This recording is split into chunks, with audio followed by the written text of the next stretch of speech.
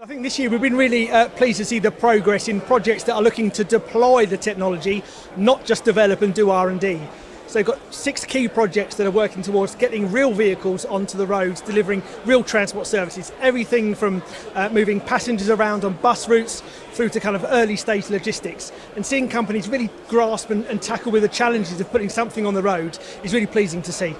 And so it's seeing actual technology moving that's moved on from sort of theory and models. That's right. So a year ago we were talking about developing the technology, getting it ready to go on the road. And what we're seeing now at the back end of this year is the project starting to put that technology onto the streets, putting real people in them, putting goods in them, starting to work out how do we make this work from an operational perspective. And at the Expo, what sort of conversations are you typically having in terms of the type of people you're bumping into and what they're interested in?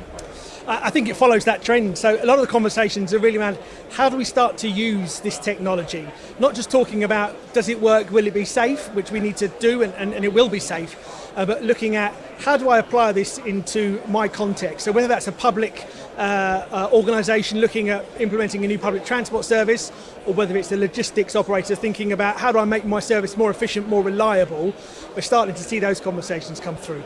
And from a UK perspective, are we still kind of in the leadership pack in terms of seen as innovators and a place to come to?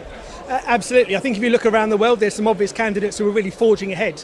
But the UK actually, and this year recently with the Automated Vehicles Act coming into play, that has unlocked the doors for industry to really start pushing forwards. And we think that that bit of legislation keeps us firmly at that front pack of what's happening globally in CAM.